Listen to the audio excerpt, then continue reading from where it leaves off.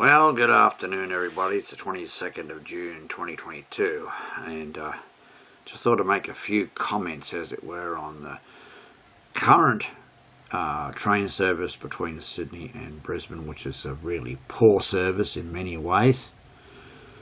Primarily in that you don't know whether the train's actually going to get to Brisbane.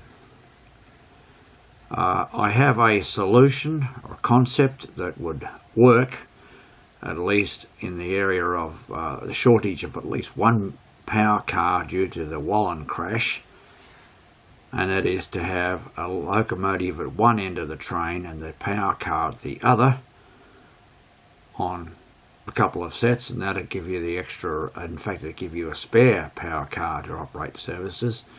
The other thing is get rid of this stupidity of staff having to sign off for a week and isolate and all that nonsense with this COVID. We've really got to get over that now. It's endemic. That means it's in everybody. It's not pandemic. Yes, pandemic, but I'll put it this way. When you had 4,000 people die of the flu in 2019, there were no border closures and no lockdowns. But let's get back to the train service.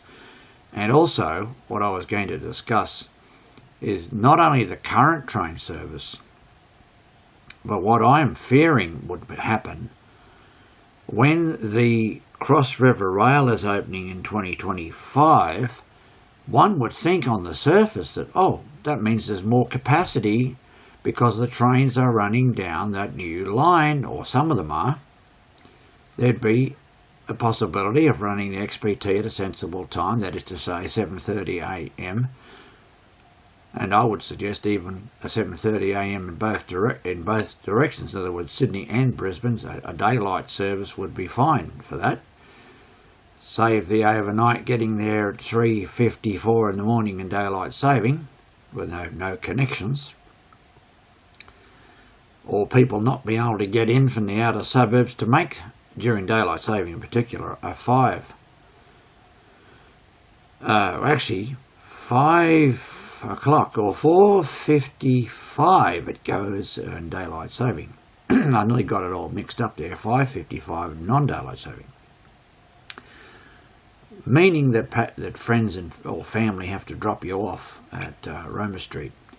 All right, but anyway, this is only just a thought in the area of the train service. I just would like to offer perhaps a few more further comments on that.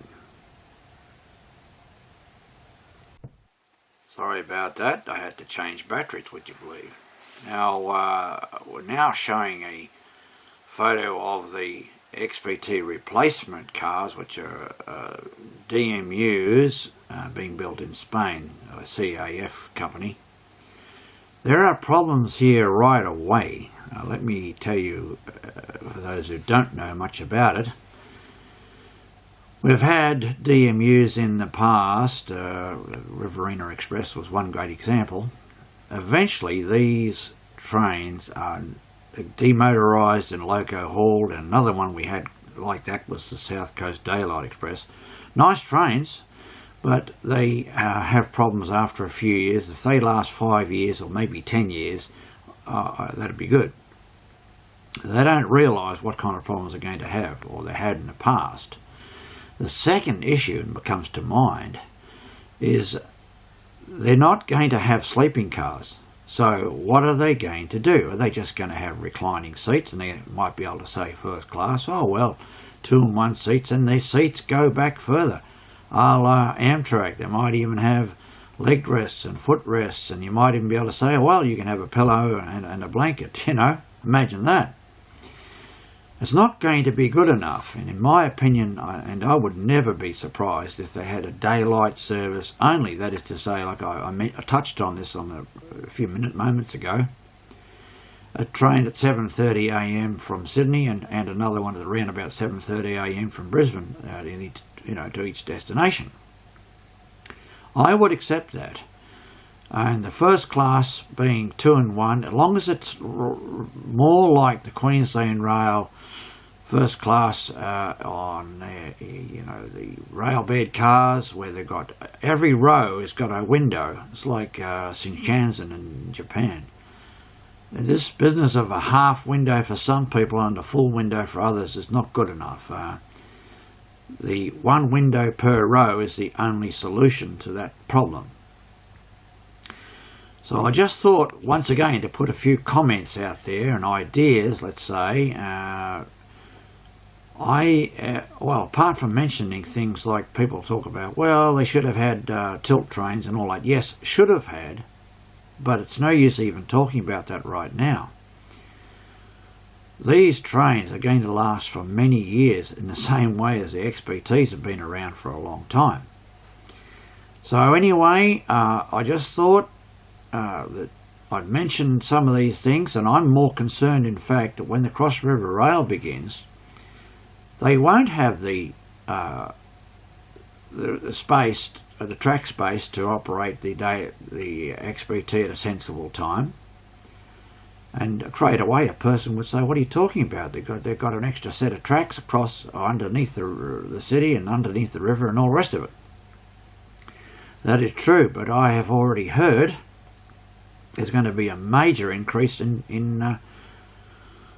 the frequency of trains. We've got one minister boasting that during the peak periods the train will be leaving every 5 minutes or so on the Gold Coast. Now, I find that a little hard to believe, but I think that they'll go over a train every 20 minutes rather than every 30 minutes on all the busy routes like Gold Coast to the airport in Ipswich through the city to Caboolture, and there's a couple of other routes that deserve to have an increase in their frequencies. So they'll just say, "Oh, well, we haven't got the track space for that XPT to come through at 7:30 in the morning."